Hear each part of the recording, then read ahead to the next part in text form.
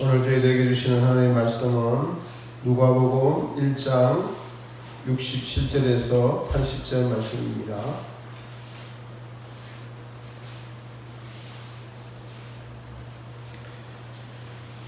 저희들에게 주시는 하나님의 말씀 누가복음 1장 67절에서 80절 말씀입니다.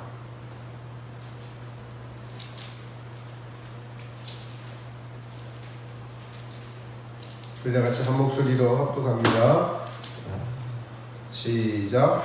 거부친 사가랴가 성령의 충만함을 입어 예언하여 가로되 찬송하리로다. 주 이스라엘의 하나님이여 그 백성을 돌아보사 속량하시며 우리를 위하여 구원의 뿔을 그 종 다윗의 집에 일으키셨으니 이것은 주께서 예로부터 거룩한 선지자의 입으로 말씀하신 바와 같이 우리 원수에게서와 우리를 미워하시는 모든 자의 손에서 구원하시는 구원이라.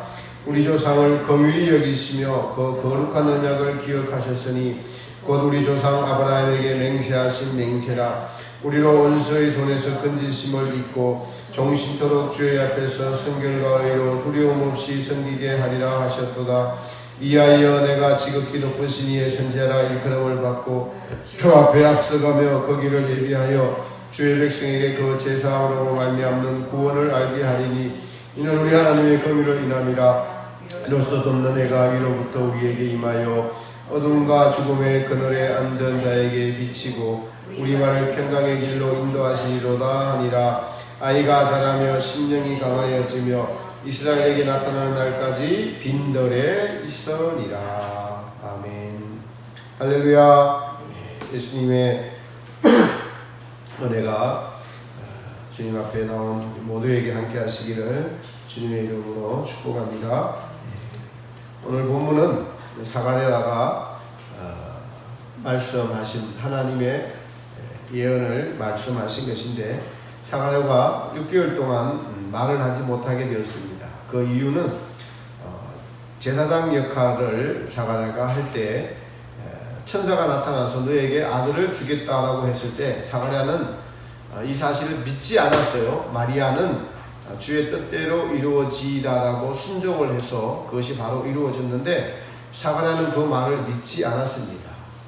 그래서 18절에 보면은 내가 이것을 어떻게 알리요? 내가 늙고 아내도 나이가 많으니까 그것이 안 될 겁니다 라고 대답했습니다. 그러자 가브리엘 천사장이 1장 20절에 보라, 이 일이 되는 날까지 너가 벙어리가 되어 능히 말을 하지 못하리니 이는 내 말을 내가 믿지 아니함일러라 라고 말씀을 합니다. 근데 때가 이르면은 내 말이 이루리라 하십니다. 그래서 6달이 지나고 그 사이에 아내 엘리사벳이 이제 임신을 하게 됩니다. 그 후에 마리아가 예수님을 임신한 상태로 엘리사벳의 집을 방문하게 되고 엘리사벳이 이제 세례 요한을 낳습니다. 그 후에 이 사가랴의 입이 6개월 동안 닫혀있던 벙어리가 되어 있던 입이 열리게 되고 성령의 충만함을 힘입어 오늘 우리가 읽은 본문의 내용을 예언하게 되는 것이 오늘의 본문의 내용입니다. 이 내용은 우리에게 구원을 베푸시는 하나님의 아들이 이 땅에 오심에 되는 내용, 즉 하나님의 마음, 하나님의 뜻이 담겨져 있습니다. 지금 저와 여러분 예배를 드리는 것이 매우 힘든 이때에 모든 시선이 코로나19라는 이 바이러스가 온 세계를 바꾸고 이 연병이 세상을 온통 지배한 상태에서 우리는 어떻게 하면 하나님의 심판인 이 코로나의 환경을 이기면서 하나님과 동행하면서 살아가야 갈 수 있을까? 그것은 바로 이 어려운 때일수록 구원의 은혜, 구원의 본질로 돌아가야 한다고 생각합니다. 그래서 오늘 설교의 제목이 구원의 은혜로 돌아가자라는 것입니다. 우리 같이 한번 해볼까요? 구원의 은혜로 돌아가자. 구원의 은혜로 돌아가자. 이것은 우리가 어디서 구원을 얻었으며 어떻게 구원이 시작되었는지 아는 것입니다. 그렇게 될 때 우리의 마음은 초심으로 돌아갈 수가 있고 우리 마음은 겸손해질 수가 있겠죠. 겸손은 하나님의 은혜를 다시 우리에게 임하게 할 수가 있습니다. 그리고 어두움은 빛으로 몰아내야 되는데 그 어두움이 바로 우리 교만이요, 이 교만이 죄이기 때문에 하나님의 은혜가 우리에게 있지 않는 것입니다. 오늘 성경의 본문을 통해서 우리에게 주시는 교훈을 깨닫고 구원의 은혜로 살아가는 우리는 그런 존재다. 지금 그러면서 이 어려운 시기에, 이 국난의 시기에 우리가 무엇을 믿고 무엇을 의지하면서 현재 살아가고 있는지 자신의 믿음을 돌아보며 하나님의 살아계신가 그 구원의 은혜를 깨닫는 귀한 시간이 되시기를 축복합니다.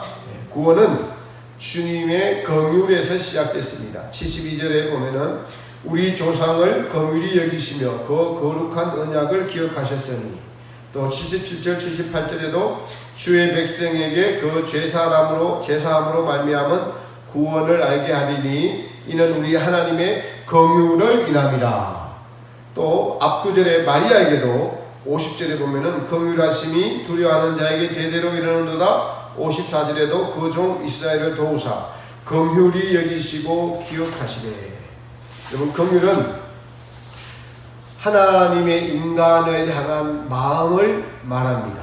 그 마음은, 하나님의 마음은 하나님이 창조한 피조물 가운데 가장 큰 관심과 사랑과 심혈을 쏟은 인간의 마음이 죄로 말미암아 하나님을 떠나서 죄를 먹고 마시면서 자기 주인이 누군지도 모르고 살아가는, 어둠에 빠져서 살아가면서 서로 자기 욕심을 채우기 위하여 미워하고 싸우고, 그러한 어두움에 빠져서 죄로 말미암아 망해가는 이런 인간을 보고 하나님이 불쌍히 여기시는 마음이 긍휼입니다.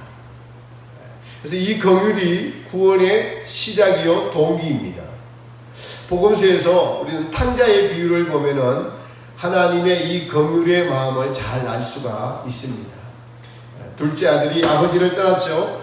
아버지가 준 재산을 다 가지고 먼 나라로 가서 먹고 마시며 즐기게 되다가 아버지가 준 가산을 다 탕진하고 난 후에 비로소 아버지를 떠올립니다. 아버지 집에 있을 때가 좋았는데. 그래서 이제는 아들로서는 내가 부족하니 가서 하인으로라도 받아주면은 아버지 집에 가서 아버지를 섬기면서 살리라고 집으로 돌아갑니다. 아버지는 둘째 아들이 돌아온다는 소식을 정말 기다리고 있었습니다. 항상 기다리고 있는 아버지의 마음, 바로 긍휼의 마음입니다. 그리고 먼 발치에서 아들이 온다는 소식에 보이지도 않는데 먼 발치에서 한달음에 오셔서 아들을 안아주면서 다시 금가락지를 끼우고 송아지를 잡고 잔치를 베푸시는, 죽었던 아들이 돌아오는 것을 너무나 기뻐하시는 아버지의 마음이 바로 긍휼의 마음인 것입니다. 긍휼의 마음인 것입니다. 우리 복음성가에도 내가 너를 얼마나 기다렸는지 너는 아느냐, 내가 너를 얼마나 사랑하는지 너는 아느냐, 너는 아느냐라고 하는 그 복음성가를 보면은 우리는 아버지의 마음을 노래한 것을 알 수가 있습니다. 이것이 바로 긍휼하심이 가득한 하나님 아버지의 마음입니다. 이 긍휼하심이 우리의 구원의 근거입니다. 우리는 자주 이 아버지의 긍휼하심을 떠올려야 하고, 그리고 구하고 깨달아야 되고, 이 긍휼하심 속으로 우리가 들어가야 됩니다. 그렇게 될 때 그 아버지의 긍휼하심이 고맙고 감사하고, 내가 지금 믿음에서 떠나서 이탈되어서 환경에 지배받으며 온전히 하나님의 말씀을 순종하지 못하고 자신을 섬기며 세상을 섬기며 살았던 자신에게서 다시 구원의 은혜로 들어가게 되고 구원의 은혜를 회복할 수 있게 되는 것입니다. 그렇게 될 때 나 같은 죄인을 살리신 주님의 그 은혜가 얼마나 고마운지, 십자가가 얼마나 고마운지 우리는 깊이 감사할 수 있게 되는 것입니다.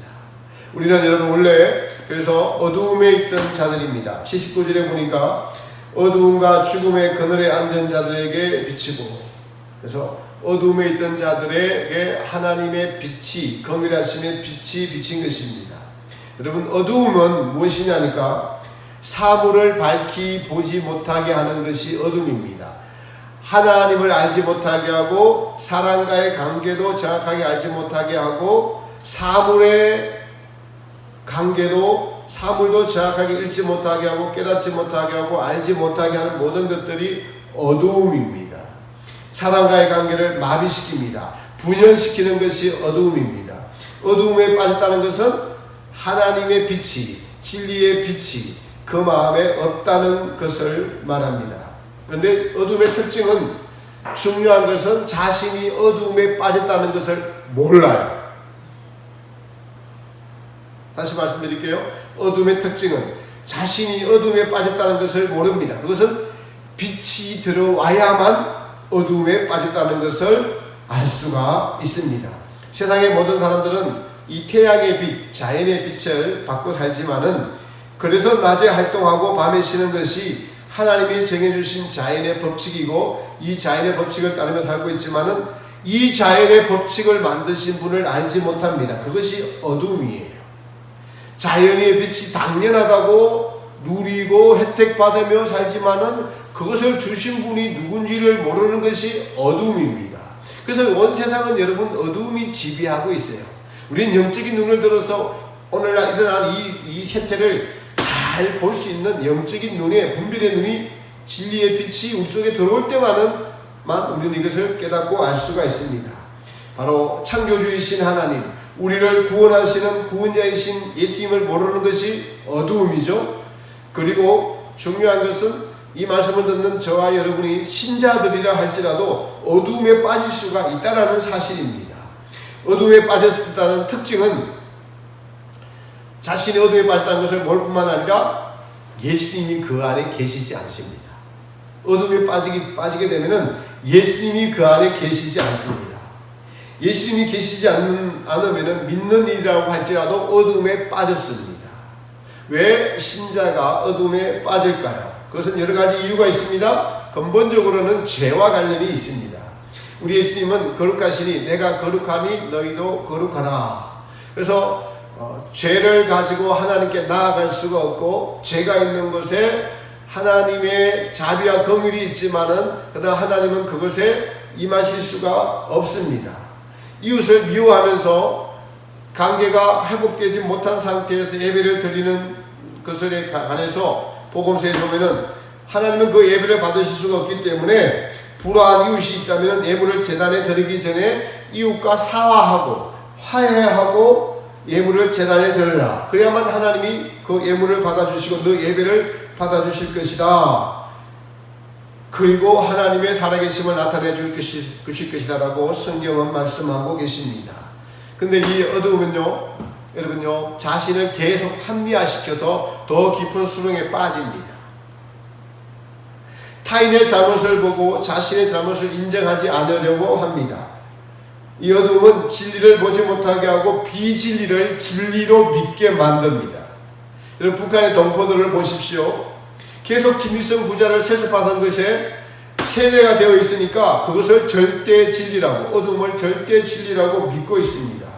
요즘 이효리 씨가 방송에서 농담으로 유재석 씨인가 누구에게 마오라는 이름을 별명으로 사용하면 어떻겠냐라고 하니까, 그것이 이제 한국인들을 대상으로 방송한 것인데 중국인 자막으로 누가 봤겠죠. 그게 중국에게 전해져서 중국인들에게 아주 큰 곤욕을 치르게 됩니다. 그 계정이 마비됐다고 해요. 20만 명이나 되는 댓글이 달렸다고 합니다. 욕을 하는 댓글이. 이효리 씨는 이 마오가 마오쩌둥을 상징한다고 생각하지도 않고, 이 마오쩌둥은 누구죠? 중국의 대표적인 중국의 국부입니다. 그러나 그냥 중국의 대표적인 이름이라고 아무 생각 없이 그냥 마오라고 써 뭐 이렇게 이야기했는데, 중국인들은 그 의도를 알지 못하고 자신의 국부를 함부로 부른다고 남의 나라 TV까지 간섭하고, 그래서 방송국이 사과를 했어요. 마오쩌둥이라는 인물이 정책을, 여러분 중국의 마오쩌둥 인물이 정책을 잘못 펴서 4천만 명이 굶어 죽었어요. 굶어 죽었습니다. 그런 인물이에요. 문화대혁명이라고 해서 제자가 스승을 고발할 뿐만 아니라 아들이 아버지를 고발하게 해서 침을 뱉고 땀을 때리고 공개 체험을 진행시켰던 인물입니다. 여기 대표적인 희생양들이 기독교인들이었고 지식인들이었어요. 그래서 중국 교회는 지하로 숨게 되고 더 번성을 하게 됩니다. 하나님 하신 건 놀랍습니다. 세상은 마귀가 지배하는데 교회는 지하로 숨어들어서 생명력이 더 끈질기게 되고 죽지 않게 되는 것입니다. 지금 정부와 언론이 합해서 기독교를 교묘하게 핍박하며 공격하고 있습니다. 그뿐 아니라 교회를 분열시켰어요. 아주 그들의 원하는 대로 다 되어가고 있습니다. 우리 교회도 그런 현상이 나타나고 있습니다. 저는요, 전부 다 읽지는 않지만 뉴스를 한쪽만 보지 않습니다. 제 네이버 뉴스 목록에 보면은 조선일보도 있고, 여러분 채널A도 있지만은 저는 한겨레도 보고, MBC도 보고 같이 봐요. 다 읽지는 않습니다. 그러나 제목은 봐요. 제목은 뭘 이들이 의도하고 있는지는 제목을 봅니다. 저는 좌우를 분별하기 위해서 저는 그렇게 봐요.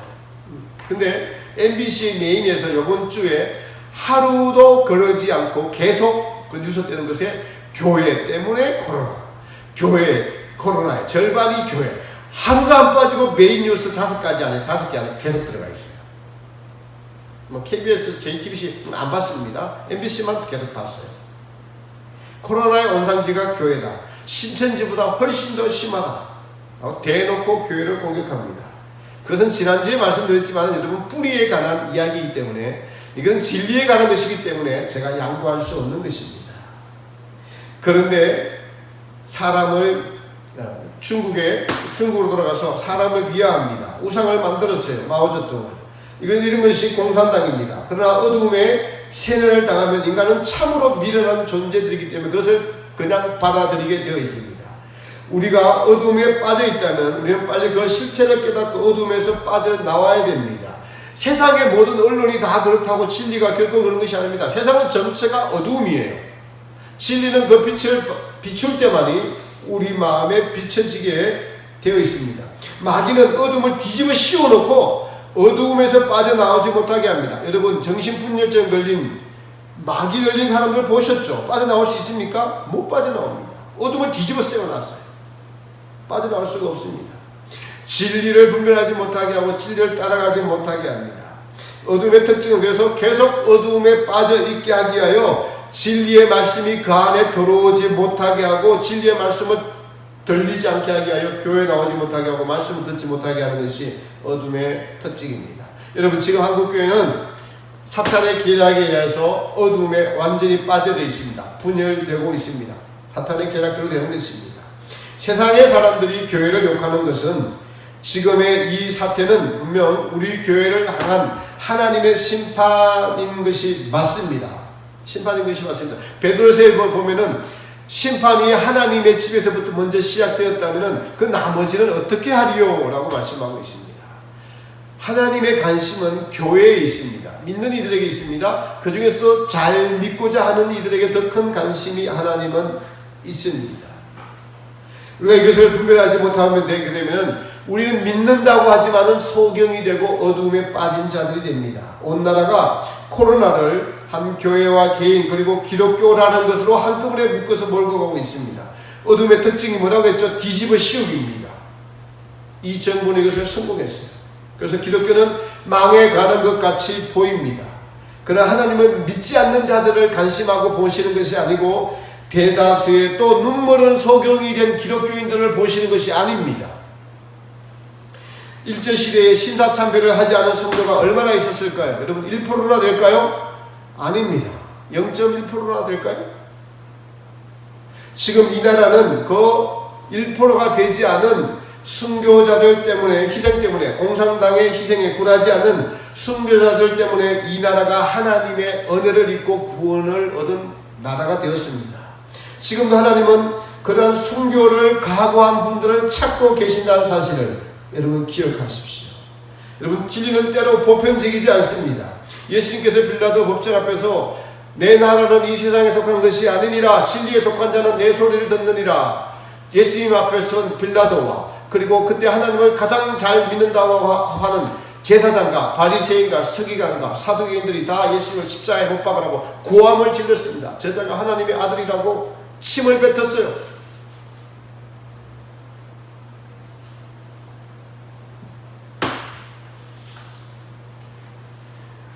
이 어둠에서 빠져나오는 것은 진리이신 예수님을 마음의 중심으로 모시고 그분을 사랑하는 것입니다. 요한복음 8장에 보면은 가늠하다가 현장에서 잡혀온 여인을 바리새인들이 예수님을 책잡으려고 예수님 앞으로 데리고 오죠. 그런 바리새인들에게 예수님은 너희 중에 죄 없는 자가 돌로 치라라고 하십니다. 그러자 한 사람씩 다 도망하고 예수님과 여자만 남았습니다. 왜요? 죄는 예수님을 모시지 못하니까 죄는 남을 판단하고 남을 정죄합니다. 예수님은 여인에게 이 죄인들이 다 어디 갔느냐? 너를 정죄하던 자들이 다 어디 있느냐라고 하십니다. 그러자 그들은 스스로가 찔려서 예수님이 죄 없는 자가 돌로 치라고 하신 그 말씀에 찔려서 죄가 있으니까 예수님 앞에 계시니까 찔린 거예요. 예수님 앞에 예수님이 말씀하지 않았다면 찔리지 않습니다. 예수님이 말씀하셨기 때문에 찔리는 거예요. 그래서 도망간 겁니다. 사람들끼리 말하면 너도 죄인인 주제에 가면서 안 찔려요? 예수님이 말씀하셨기 때문에 찔린 겁니다. 하나님의 역사입니다. 그래서 다 도망가고 예수님과 여인만 남았어요. 그 여인이 아무도 없습니다. 그 여인에게 예수님은 여인에게 나도 너를 정죄하지 아니하노니 가서 다시는 죄를 범치 말라라고 하십니다. 수요 집회할 때 이 말씀을 가지고 나눴는데 이 말씀을 들어야 되는 분들이 여기 계시지 않고 다른 데 계셨습니다. 어둠에 빠져 있으니까 말씀을 들을 수가 없습니다. 여러분과 빛을 따르려면 여러분과 예수님만 남아 있어야 돼요. 그것이 문제의 해결입니다. 그러려면 판단하고 정죄하는 것들을 멈춰야 됩니다. 진리의 분별이란 때론 여러분의 범주를 넘어서요. 왜냐하면 어둠에 빠져 있기 때문에 여러분의 범주를 넘어설 때도 있어요. 내가 못 볼 때가 있다는 것입니다. 진리는 다수가 아닌 사실은 소수의 것인 것이 기독교의 역사의 흐름입니다. 오늘날 대세는 어떻습니까? 대한민국의 대세를 보십시오. 대다수와 국민이 그리고 대부분의 사람들이 교회와 특정 단체 마녀 사냥을 하고 있습니다. 이단으로 몰고 가고 있어요. 그런 분들은 예수님이 심판대가 두렵지 않습니다. 자기들이 하나님이 되어 있어요. 여러분, 우리가 진리를 따르는 것, 어둠에 벗어난 것은 예수님만 따르고 예수님을 사랑하겠다는 마음, 예수님이 진리니 제게 가르쳐 주옵소서라는 진실된 마음을 가진 분들은 어둠에서 벗어나 진리이신 예수님을 만날 수 있게 될 것입니다. 어둠은 우리를 어디로 이끌어갑니까? 지금 온 세상이 어둠에 꽉 차 있습니다. 코로나가 주님의 심판임을 어디서 왔는지를 알지 못하니까 전부 코로나라는 이 어두움에 취해 있습니다. 코로나는 사람을 병들게 하고 죽게 만들 수 있죠. 그러니 이 땅에서 가장 중요한 것이 사람의 목숨이니까 조심해야 되고 방역해야 되고 마스크 잘 써야 되는 것은 맞습니다. 그러나 이 모든 것을 허락하신 하나님을 향해 나아가는 자는 타협하는 자가 아닌 하나님을 진심으로 경배하고 사랑하는 자들입니다. 세상이 교회를 공격하는 것은 마땅합니다. 여러분. 그럼 마땅해요. 세상은 교회를 마땅히 공격하게 되어 있습니다. 왜냐하니까 세상의 임금이 마귀니까 그렇습니다. 그러나 그런 뉴스에 마음이 온통 뺏기면 안 됩니다.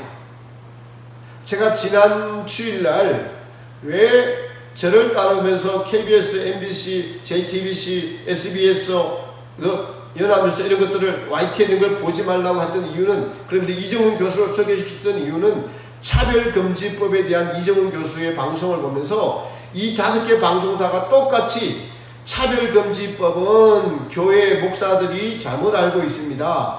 이 교회 차별금지법, 동성애를 차별한다고 강단에서 말하면은 바로 법으로 처벌받지 않습니다. 교회에서는 그렇게 이야기하는데 처벌받지 않습니다라고 공통적으로 5개 방송사가 돌아가면서 계속 똑같이 하더라고요. 그게 어떤 전략에 의해서 움직인다는 거예요. 실제로 이정훈 교수의 말에 비하면은 요번 차별금지법 그것을 싹 뺐지만은 실제로 방송을 하게 돼서 방송을 못하게 됐다는 것입니다. 이걸로 누가 통해서 그 말을 듣고 누가 차별을 하면 그것이 법에 걸린다는 거예요. 그래서 결국에는 하지 못하게 되어 있다는 것이에요. 얼마나 교묘한지요. 마귀는 한 입을 가지고 혀가 2개여서 진리와 거짓을 섞어서 말해갖고 사람을 혼돈시켜서 분별을 하지 못하게 하고 거짓을 진리로 둔갑시키는데 천재예요. 아주 그쪽으로 발달되어 있는 자들입니다. 프레임을 씌워서 우리를 어두움에서 빠져나가지 못하게 하도록 하는 것이 마귀의 전략입니다. 그래서 제가 그런 차원에서 말씀드리면서 그러면 저를 신뢰하시면은 여러분 이정훈 교수의 동영상을 한번 보십시오라고 권고하면 그것을 들어야 됩니다. 그러나 어두움이 세상에 듣던 눈이 그리고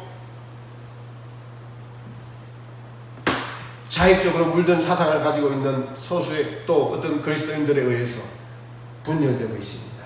하나님의 뜻을 알지 못하게 하고 있습니다. 중요한 것은 이러한 현실에서 현재 예배를 드리지 못하고 깨어있지 못하니까 신도들의 마음이 하나님에게서 자꾸 멀어져 가고 있고 어둠에서 빠져나오지 못하고 있습니다. 요한복음에 보면 어둠에 빠져있는 자는 그 가는 바를 알지 못하는도다 그렇게 말씀하십니다. 코로나는 세상의 사람들에게 공포를 가져다 주지요. 죽음이라는 공포입니다. 그 공포가 주는 어두움의 막강한 세력에 전부 무릎을 꿇게 만드는 것이 코로나예요. 우리는 어디도 무릎을 꿇을 수가 없습니다. 우리가 어디에 무릎을 꿇으리요? 우리는 오직 하나님만 경배하고 하나님 앞에 무릎을 꿇는 것이 신자의 의무요 반드시 마땅히 해야 될 것이 아닙니까? 여러분 하나님이 살아계십니까? 여러분 마음에 예수님이 살아계셔요? 믿음은 이 모든 것을 이겨내는 것입니다. 영적인 분별은 이 땅이 아닌 주님의 심판들을 보고 영원한 천국을 바라보게 하는 것입니다. 여러분 지금 마음이 어떠합니까? 예수님이 여러분의 마음의 주인이십니까? 예수님이 여러분의 마음의 주인이면 여러분은 에이레네, 예수님의 평강이 여러분의 마음을 주장하게 되어 있어요. 그렇지 않은 경우에는 이 어둠이, 죽음이, 삶의 두려움이 우리를 찾아와서 두렵게 하고 떨게 하고 무릎 꿇리게 합니다. 어둠의 영향, 죽음의 권세로 우리를 지배하는 것이 사탄의 전략입니다. 어둠에 빠진 이성은 이성이 아니에요. 그 이성이라는 프레임에 걸려들게 만들어서 빛을 보지 못하게 하는 교묘하게 스스로 지성이라고 이래라고 하는 사람들 속입니다. 지성인이야, 나는 진리를 쫓는 지성인이야, 적어도 나는 이렇게 해서 다 쏟게 됩니다. 여러분 오늘 우리 본문의 사가랴의 예언을 통해서 우리는 무엇을 들어야 합니까? 구원의 은혜는 하나님의 긍휼로 시작되었습니다. 우리는 어둠에 원래 빠져있던 자들입니다. 어둠의 근원은 자기를 사랑하고 자기를 제일 높이고 자기가 제일 우선이고 내가 제일 잘 돼야 되고 나만 생각하고 조금 여유가 있으면 나 말고 이웃을 생각하는데 그 이웃도 나를 위해서 생각을 하고 또 어두움은 하나님조차도 나를 위해서 사용하는 것이 어두움입니다. 우리의 존재는 하나님을 위해서 존재합니다. 하나님의 영광을 위해서 존재하는 것이 가장 어둠에서 벗어나는 가장 첩정입니다. 더 나아가서는 하나님을 진실되게 사랑하는 것, 마음과 뜻과 힘과 목숨을 다해서 하나님을 사랑하는 것이 가장 빛으로 나아가는 첩경이고 지름길입니다. 그러려면 예수님이 늘 우리 마음의 주인이 되어 있어야 되는 건데 이 싸움을 하는 것이 빛과 어둠의 싸움이라는 사실을 모르면 우리는 예수님이 주인이 되어 있지 않는 그 마음들은 어둠에 빠질 수밖에 없는 것이 연약한 어둠에 잡히는 인간의 본성입니다. 그래서 강단에서 선포되는 말씀 진리 매우 중요합니다. 어떤 분을 사귀느냐, 어떤 말씀을 듣느냐 매우 중요하다는 것입니다. 여러분, 이 세상의 빛은 예수님이십니다. 그 예수님이 지금 여러분 마음의 중심에 계시지 않다면은 여러분 무엇이든 간에 어둠에 빠져 있다는 증거예요. 우리가 어두운 은혜를 받았을 때 그 평화와 기쁨과 어둠에 빠져 있을 때 그 씁쓸함, 괴로움, 외로움, 예배드리기 싫고 사람 보기 싫고 이거 어둠에 빠졌다는 증거예요. 시험에 들었다는 것은 어둠에 빠졌다는 증거입니다. 그런데 누구 때문에 라고 한다면 못 빠져나오는 거예요. 나의 잘못이 무엇인가? 나의 잘못과 상관없이 하나님은 살아계심에도 자기가 기준이 되어서 못 빠져나오는 겁니다. 여러분 우리가 어떤 어둠에 빠져 있더라도 예배에 와야 되고 기도해야 되고 회개해야 되고 예수님을 주인으로 모시려고 애쓰는 자들이 빠져나올 수 있습니다. 자기 기준에 빠져서 누구 때문에 라고 한다면 평생 가도 빠져나오지 못하는 어둠이 지배하게 되어 있어요. 이것이 인간입니다.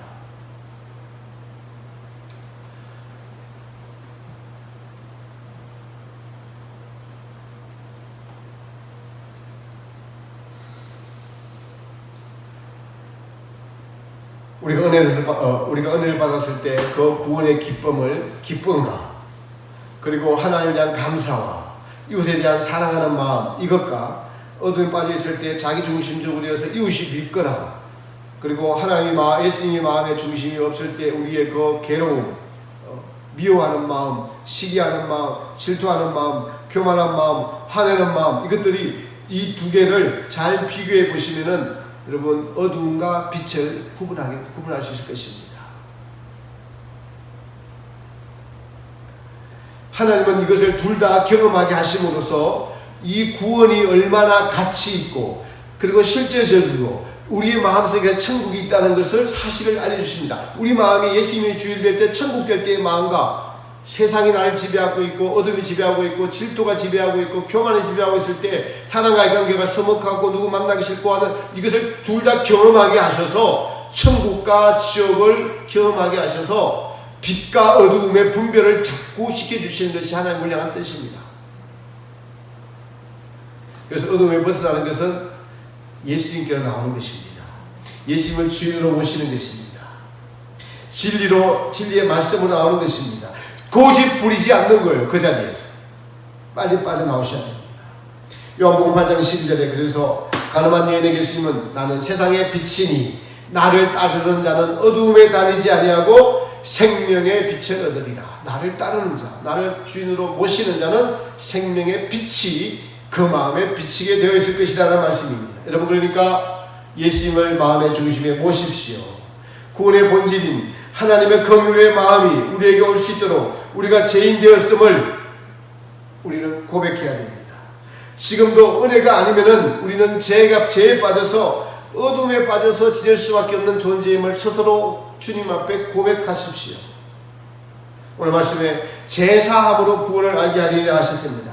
제사함이 바로 죄가 죄임을 아는 빛비춤이 있어야지 우리에게 제사함이 오는 것이죠. 나 같은 죄인을 위하여 십자가에 달리신 그 사랑과 은혜를 우리는 다시 알고 회복해야 할 줄 믿습니다. 죄인됨을 깨달아 아는 것만큼 구원의 은혜가 크고 그 은혜에 머무는 자들은 항상 진리와 주님의 빛이 그를 인도해 주실 것입니다. 우리는 이러한 살아계신 빛이신 예수님과 늘 동행해야 합니다.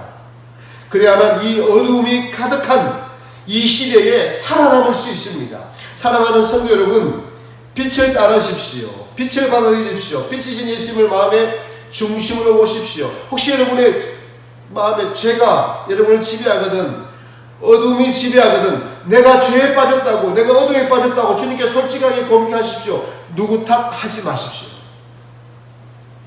주님, 저를 불쌍히 여기셔서 이 죄에서, 이 어둠에서 저를 건져내 주십시오. 그러면 주님은 우리에게 빛으로 진리로 다가오셔서 영적인 회복과 성장을 주시고 또 분별력을 주셔서 이 캄캄하고 어두운 세대에, 코로나가 온 세상을 지배한 시대에 예수님이 우리의 주인이 되신다면은 우리는 구원의 은혜를 회복하고 우리의 마음이 다시 겸손해지고 낮아지고 기도를 진심으로 주님 앞에 무릎 꿇고 하게 되고 탓하지 않게 되고 내 처지를 불쌍하게 여기지 않고 나를 구원해 주신 그 처지, 그것이 너무나 감사해서 그 감사가 다른 것을 모든 것을 다 듣고도 이겨나갈 수 있는 믿음으로 저희를 인도해 주실 것입니다. 환경이 어렵고 사람들이 많이 모이지 않더라도 나의 주인이 예수님이 되면 노 프라블렘, 문제 없습니다. 교회는 주님이 지키시고 주인이십니다. 건물이 문을 닫게 되더라도 우리 마음의 성전은 날마다 건축되어져 갈 수 있는 것이 교회입니다. 핍박을 받을수록 교회는 더 강해집니다. 더 살아남습니다. 왜요? 하나님이 그것을 이루어가고 계시기 때문에 그렇습니다. 하나님이 하는 것이 아닙니다. 이 역경의 시기에 오늘 주님 앞에 나와 말씀을 듣는 저와 여러분이 빛을 마음에 받아들이시고 내가 죄인임을 주님께 고백하시고 예수님께로 한 걸음 한 걸음 더 나아가는 진리가 우리를 인도하고 빛이 우리를 인도하고 예수님이 우리의 주인 되는 놀라운 삶이, 그래서 이 어두운 시대에도 감사하며 겸손하며 온전하며 충성하며 우리에게 이웃에게 사랑을 베풀 수 있는, 따뜻한 말을 베풀 수 있는 그런 10년들이 다 되셔서 하나님을 기쁘시게 하는 저와 여러분 되시기를 예수님의 이름으로 축복합니다.